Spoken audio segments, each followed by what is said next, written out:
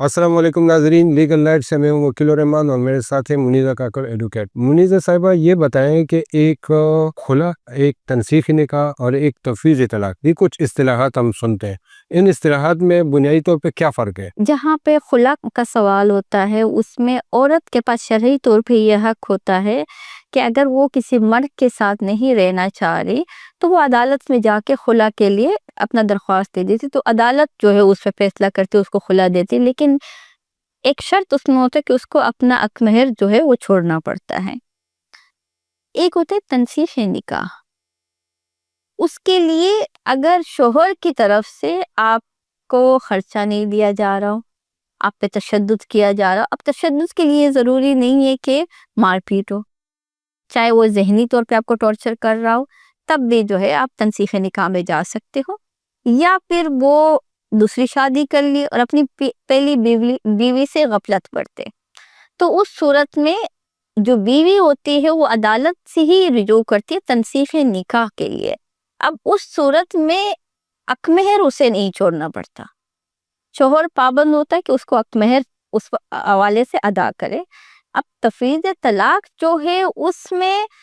یہ نکاح کے وقت پہ نکاح نامے پہ باقاعدہ ایک کالم میں، کالم نمبر 18 جو ہے اس پہ کچھ شرائط کے ساتھ جو ہے مرد جو ہے یہ رائٹ اپنی بیوی کو ٹرانسفر کر دیتا ہے کہ جب ان شرائط پہ میں عمل نہیں کروں گا تو عورت جو ہے وہ مرد کو طلاق دے سکتی ہے۔ وہ بالکل اسی طرح ان کو نوٹس کرے گی جیسے شوہر جو ہے بیوی کو طلاق بھجواتا ہے، اسی طرح بیوی جو ہے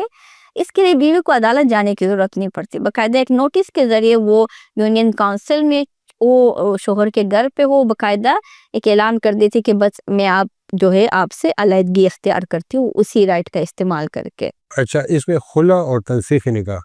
اس میں اگر دیکھا جائے تو یہ مطلب عدالت میں کون سا جو ہے وہ آپشن زیادہ مشکل ہے ان کا ٹائم کے لحاظ سے، اپنے کیس کو جیتنے کے لحاظ سے؟ خلا کا آپشن زیادہ آسان ہے یا تنسیخی نکاح کا؟ اچھا، یہ آپشن دونوں ایک جیسے ہی ہے۔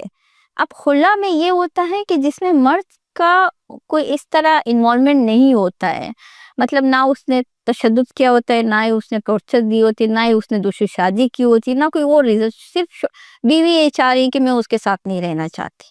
تو وہ خلا کے لیے آگے جائے۔ اس کے لیے ریزن بتانے ضروری نہیں ہے، اس کے لیے اس کو ریزن، اس کو بس یہی ریزن اس کا بہت ہے کہ وہ یہ کہہ رہی ہے کہ مجھے اس کے ساتھ نہیں رہنا، لیکن اگر وہاں اس میں اس کو حق مہر چھوڑنا پڑتا ہے، چاہے وہ کروڑوں کا حق مہر کیوں نہ ہو یا 10,000 ہی کیوں نہ ہو، اس کو وہ حق مہر اپنا چھوڑنا پڑتا ہے۔ لیکن اگر ایک بیوی کے پاس حق مہر جو ہے وہ ہے زیادہ اماؤنٹ میں اور شوہر جو ہے اس کا خیال نہیں رکھ رہا ہو، مختلف وجوہات شوہر کی طرف سے کچھ